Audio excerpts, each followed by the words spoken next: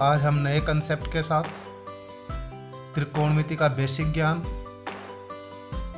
कि sine theta, cos theta, tan theta, cot theta, sec theta और cosec theta का मान दिए गए समकोण त्रिभुज के अनुसार क्या होगा, कौन सा आधार, कौन सा कर्ण, कौन सा लंब होता है, जिसके लिए मैंने पहले एक वीडियो अपलोड कर रखा है, जिसका डिस्क्रिप्शन में मैं आपको लिंक दे दूंगा कि कर्ण, आधार और लंब का पता कैसे लगाएं। समकोण त्रिभुज में ही ये त्रिकोणमितीय सर्वसमीकाएं लागू होती हैं, जिनमें कर्ण, आधार और लंब का परस्पर अनुपातिक संबंध जो होता है वो साइन, कोस, टेन, कोट, सेक और कोसेक का मान होता है। तो दोस्तों, हम तीन संख्याओं को परस्पर 6 बार विपरीत या व्युत्क्रम के रूप में लिख सकते हैं, और यही 6 बार जब हम लिखते हैं तो यही हमारी 6 सर्वसमीकाएं मुख्यतः होती हैं, जिनमें से आगे की 3 सर्वसमीकाएं जो कोट, सेक और कोसेक हैं वो साइन, कोस, टेन की ही अपोजिट हैं। अब ये कौन सी किसकी अपोजिट होते हैं उसका हम प्रोसीजर देसी भाषा के हिसाब से हम याद कर लेंगे कि कौन सी सर्वसमीका किसकी अपोजिट है, जिसका अर्थ क्या होता है। दूसरा, हम साइन, कोस, टेन का जो देसी भाषा में जो तरीका है कि साइन का मान लंब बटा कर्ण, कोस का मान आधार बटे कर्ण, टेन का मान लंब बटे आधार, तो ये किस प्रकार से होता है, उसका जो देसी तरीका है वो क्या होगा। तो दोस्तों, आज का हमारा ये कंसेप्ट स्टार्ट करते हैं। उससे पहले अगर आपने मेरा ये चैनल सब्सक्राइब नहीं किया है तो दोस्तों चैनल को सब्सक्राइब कर लें, बेल आइकन बटन को प्रेस करके ऑल को सिलेक्ट कर लें, और अगर आपको मेरा ये वीडियो आपको अच्छा लगे, ये कंसेप्ट आपको अच्छा लगे तो एक लाइक ज़रूर कर दें। तो दोस्तों, आज स्टार्ट करते हैं हमारा ये कंसेप्ट त्रिकोणमितीय सर्वसमीकाओं का बेसिक अध्ययन, बेसिक ज्ञान कक्षा 9, 10 और अबोव की सभी कक्षाओं के लिए जिन्होंने मैथ सब्जेक्ट ले रखा है उनमें भी ये बेसिक ज्ञान बहुत आवश्यक है। दोस्तों, सबसे पहले साइन का मतलब लंब बटा कर्ण किस प्रकार से होता है, तो हमने जो देसी जुगाड़ बना रखा है वो बना रखा है LAL बटा KKA, LAL बटा KKA, जहाँ L का अर्थ लंब, A का अर्थ आधार और K का अर्थ कर्ण है। तो दोस्तों, लाल ये हमें याद हो जाएगा, लाल बटा KKA, यानी हम जिसको हम शॉर्ट भाषा में कक्का कह सकते हैं, लाल बटा कक्का, ये हमारे साइन, कोस, टेन के मान है। तो लंब बटा कर्ण तो पहले वाले से हमें मिल जाएगा, अब इसको हम डिवाइड कर लेते हैं, तो ये तो हो गया साइन थीटा का मान, दूसरे वाला कॉलम हो गया वो कोस थीटा का मान, और तीसरा वाला बच गया टेन थीटा का। तो इस प्रकार से हम तैयारी कर रहे हैं, बेसिक ज्ञान ले रहे हैं, तो हम जानते हैं कि साइन थीटा का मान होता है लंब बटा कर्ण, ये लिख लेंगे, लंब बटा कर्ण लिख लीजिए। कोस थीटा का जो मान होता है वो होता है आधार बटे कर्ण, A बटा K लिखा हुआ है, तो आधार बटे कर्ण, शॉर्ट भाषा में भी लिख सकते हैं आप बटे कर्ण। और टेन थीटा का मतलब होता है लंब बटे आधार, लंब बटे आधार। तो दोस्तों, ये देसी तरीका है, लाल बटे कक्का बेसिक तरीके से हम ज्ञात कर सकते हैं कि साइन, कोस, टेन का मान क्या होता है। बाकी ये कोई किताबों में ऐसा कुछ नहीं लिखा होता कि लंब लाल बटे कक्का ये कैसे ज्ञात करें। हमारा जो देसी तरीका है वो ये है कि बाबा घर के आना चाहिए, कैसे भी घूम के आए, छप्पर फाड़ के आए चाहे दरवाजे से आए। तो हमें ये बेसिक नॉलेज जो है वो अपनी देसी ट्रिक्स जो हम बना लेते हैं वो देसी ट्रिक्स में लागू होती है। तो देसी ट्रिक से हमने पता कर लिया लाल बटे कक्का से लंब बटा कर्ण साइन का मान, आधार बटे कर्ण कोस का मान और लंब बटे आधार टेन का मान। अब देखिए कौन सी सर्वसमीकाएं किसकी विपरीत होती हैं, कौन सी सर्वसमीका किसके विपरीत होती है। तो ध्यान दीजिए, टेन का पहला वर्ड टी, तो किस सर्वसमीका का अंतिम वर्ड टी है, तो कोट का अंतिम वर्ड टी। तो जो कोट होगा वो टेन का अपोजिट होगा, यानी कोट जो है वो टेन की अपोजिट है। कोट थीटा का मान टेन थीटा का अपोजिट, अपोजिट यानी व्युत्क्रम।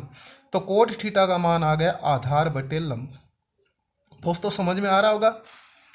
कौन सी सर्वसमीका किसके विपरीत है? तो टेन थीटा कोट थीटा एक दूसरे की विपरीत हैं। पहचान क्या है? टेन में पहला अक्षर टी जो शब्द है वो टी है और कोट में अंतिम अक्षर शब्द टी है, तो टेन अपोजिट है कोट की। फिर देखिए कि कोस जो है वो उसका अपोजिट जो सेक है क्या वो हो सकती है? तो सेक में जो अंतिम वर्ड है वो है सी। तो दोस्तों हम ध्यान से देखें, अंतिम वर्ड तो सी कोसेक में भी है। फिर आ जाती है सेक अपोजिट है कोस की, तो यहाँ अंतिम से अंतिम तो कोस का मिल रहा है, लेकिन हमें यह सी तो कोसेक में भी मिल रहा है। नेक्स्ट पॉइंट, कोस का अंतिम वर्ड एस, तो सेक का फर्स्ट वर्ड देख लीजिए। तो कोस की जो अपोजिट होगी वो होगी सेक, या सेक जो अपोजिट होगी वो होगी कोस की। तो सेक अपोजिट है कोस की। आ रही दोस्तों समझ में? सेक अपोजिट है कोस की, तो कोस का सेक का जो मान होता वो होगा कर्ण बटे आधार, क्योंकि जो कोस का मान था वो आधार बटे कर्ण था। अब तीसरी अपने आप बच गई, तो कोसेक जो होगी वो होगी साइन की अपोजिट, अर्थात कर्ण बटे लंब। तो इस प्रकार से हमारा ये बेसिक ज्ञान तैयार हो जाता है कि साइन कोफ टेन कोट सेक और कोसेक का जो प्रारंभिक मान होता है वो क्या होता है। लंब बटा कर्ण कौन सी होती है, कर्ण बटे आधार कौन सी होती है, या आधार बटे लंब कौन सा होता है। तो इस प्रकार से हम इनका ज्ञात कर सकते हैं।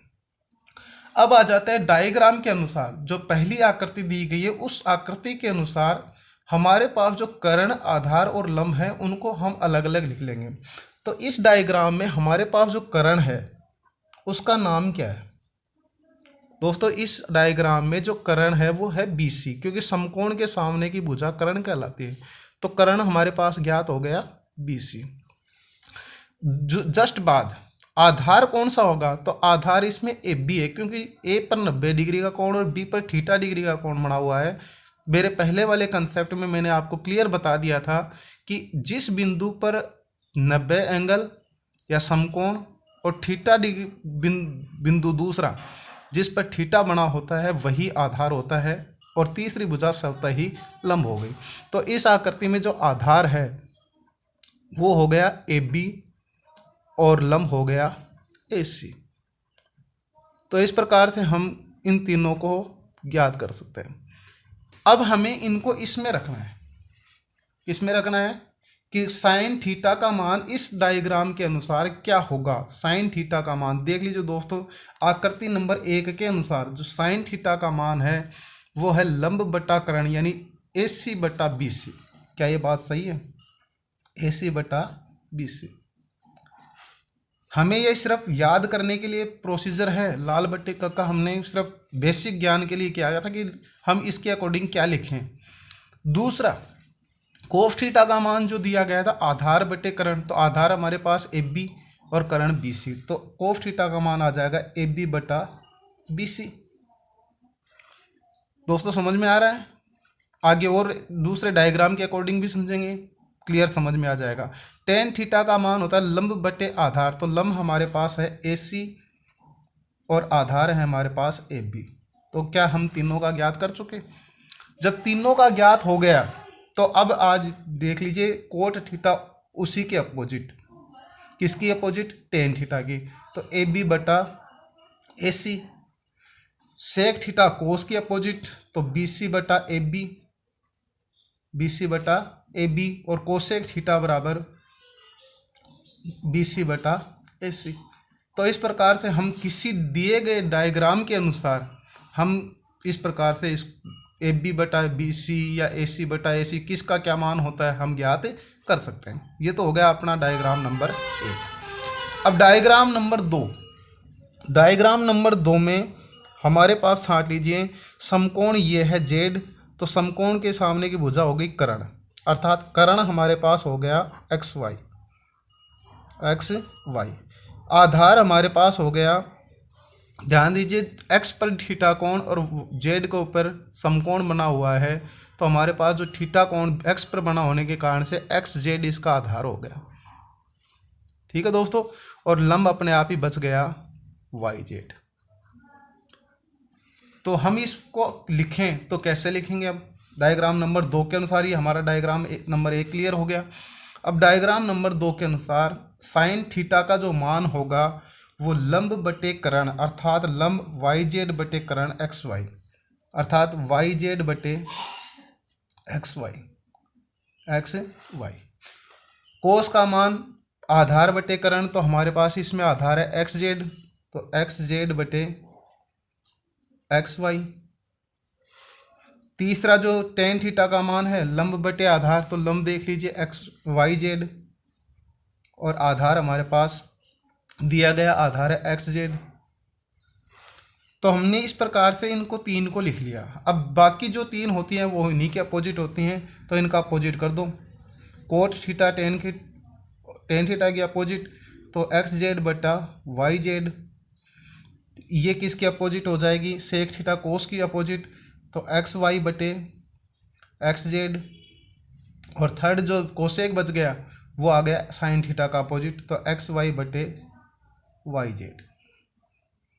तो दोस्तों इस प्रकार से हम बेसिक ज्ञान हम प्राप्त कर रहे हैं। नेक्स्ट वाले टॉपिक में हम आगे और भी पढ़ेंगे, इसका बेसिक ट्रिक्स भी पढ़ेंगे। अब इसमें एक छोटा सा ट्रिक्स और बता रहा हूँ मैं आपको दोस्तों। कई बार हम ऐसे करते हैं आधार पर मुख्यतः सर्व समीकरणों का निर्माण होता है, तो उन सर्व समीकरणों का निर्माण भी तभी हम ज्ञात कर पाएंगे जब हमें बेसिक पता होगा। क्योंकि दोस्तों एक चीज़ कहावत है कि जब तक नींव तैयार नहीं होती तब तक बिल्डिंग का या इमारत का सपना नहीं देखा करते। तो दोस्तों हमारी जो नींव है वो कक्षा 9 में ही स्टार्ट होती है त्रिकोणमिति, तो 9 और अबोव कक्षाओं के लिए ये बेहतर उपयोगी होगी। और आगामी टॉपिक में सर्व समीकरणों का जो बेसिक जो नॉलेज है कि कौन सी सर्व समीकरणें कैसे होंगी, किस प्रकार से होंगी, किसका मान 1 होता है, तो जिनका मान 1 हो जाता है वही मुख्य रूप से सर्व समीकरणों की उत्पत्ति होती है। तो दोस्तों अगले वाले टॉपिक के लिए धन्यवाद। मैथ्स में कमज़ोर है या मैथ्स स्टडी के प्रति रुचि रखता है तो मेरे चैनल को सब्सक्राइब करें, और हर वीडियो को आप देखेंगे तो उस वीडियो में आपको बहुत कुछ अच्छा ज्ञान ही मिलेगा जो कि गणित की दृष्टि से बहुत महत्वपूर्ण होगा। तो अगले वीडियो के लिए धन्यवाद। जय हिंद।